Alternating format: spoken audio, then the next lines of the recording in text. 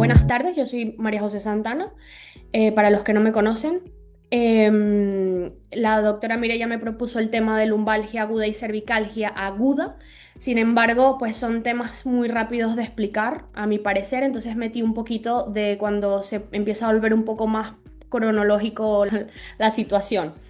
Entonces, voy a presentar este abordaje y concentrarme en lo que es un enfoque clínico, donde vamos a identificar los signos de alarma, la toma de decisiones en urgencia y realmente lo que impacta en la práctica diaria. Vale, espera. El objetivo es revisar de forma práctica cómo enfrentarnos a estos pacientes en las urgencias, concretamente reconocer causas frecuentes, identificar signos de alarma que obliguen a actuar rápidamente y también establecer el manejo inicial adecuado y definir cuándo es necesario derivar a un traumatólogo o inclusive a un neurocirujano, que nunca sabemos si se nos presenta una urgencia traumatológica, que lo hablaremos más adelante. La lumbalgia y la cervicalgia vienen de la mano, son muy parecidas, aguda. Es de inicio reciente, menor a 6 semanas. Es importante recordar que más del 90% de los casos son de origen mecánico y autolimitado, lo que condiciona que el manejo inicial sea conservador. Por tanto, el reto en urgencias no es diagnosticar la causa exacta en todos los casos, sino que diferenciar patología benigna de cuadros potencialmente graves. Tenemos la etiopatogenia de la lumbalgia aguda, se produce principalmente por sobrecarga mecánica. Hablamos de distensión muscular, afectación facetaria o cambios discales iniciales que generan inflamación y dolor. El espasmo muscular reflejo juega un papel clave ya que perpetúa el dolor y limita la movilidad.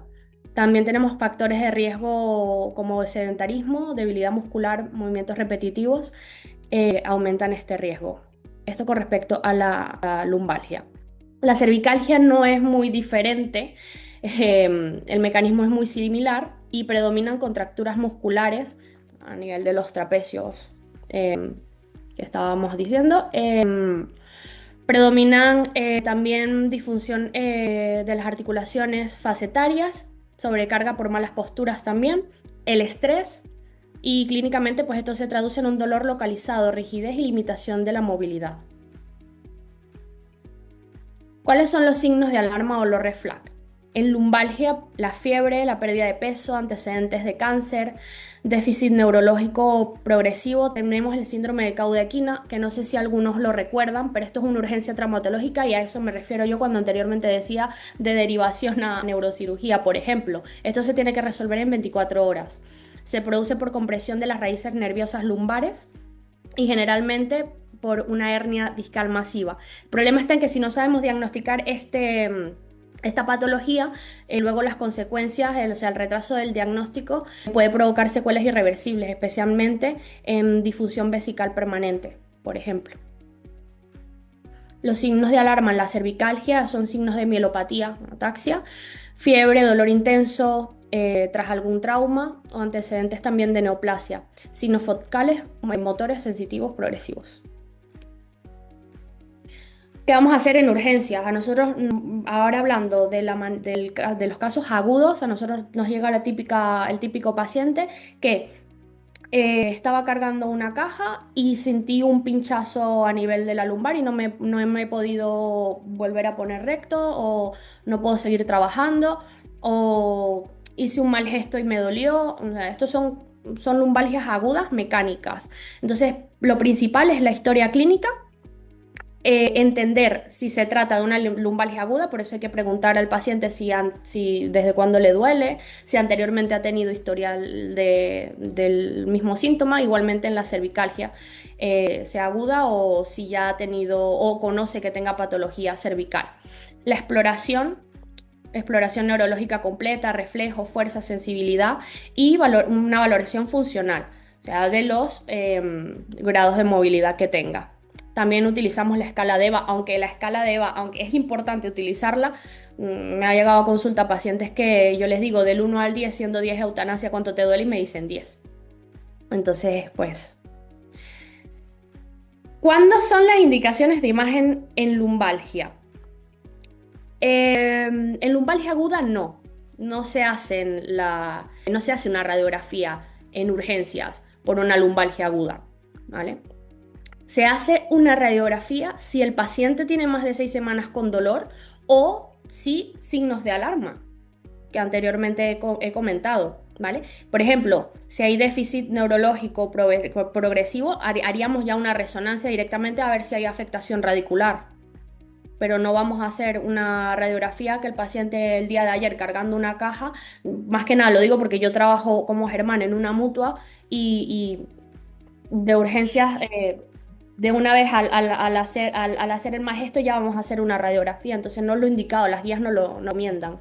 Ahora bien, a nivel cervical, si hay un trauma, eh, nosotros atendemos muchos traumas, por ejemplo, colisiones en coche que generan pues un latigazo cervical, pero aquí sí estaría indicado una radiografía pues para ver si hay algún tipo de fractura, raro, complicado, pero en el protocolo sí que está la radiografía.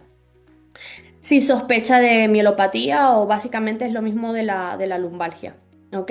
Y se haría una resonancia magnética, ¿vale? Un TAC solamente si hay alguna contusión.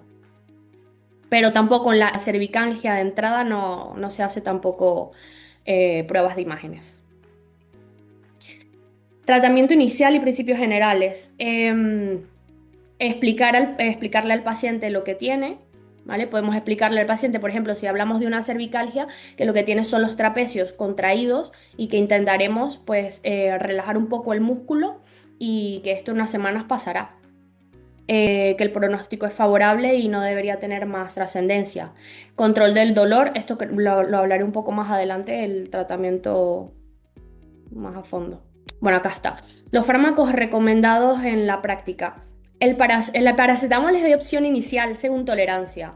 Pese a que nosotros directamente en urgencia entremos con un enantiomer intramuscular y a veces inclusive coloquemos un urbazón, lo que las guías nos hablan es de el paracetamol es de opción inicial en las lumbalgias y las cervicalgias agudas. Los AINES, si no hay contraindicaciones, como Enantium o podemos utilizar el ibuprofeno también. Y los opioides, evitar si es posible de este tipo, valorar si es necesario de corta duración. Y los músculos relajantes, como por ejemplo el Sirdalud, el Robaxisal, que el Robaxisal es un relajante de acción central que se utiliza bastante en la práctica, que tiene el paracetamol con metocarbamol. También si vemos que el paciente ha sufrido, por ejemplo, un accidente de coche y tiene los trapecios muy contraídos o si realmente tocamos el tono muscular lumbar está exacerbado. Entonces ahí iría bien también agregar un músculo relajante.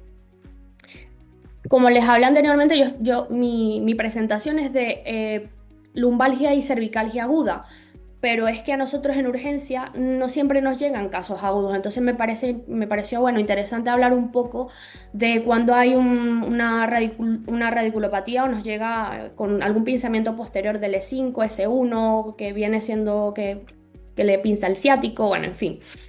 Entonces, aquí se haría la analgesia escalonada, valorar aquí el corticoide, que en algunos protocolos, por ejemplo, el urbazón se utiliza, y derivación a traumatología, si déficit motor importante, neurocirugía. Nunca he indicado a nadie neurocirugía, pero bueno, esto lo dicen las guías.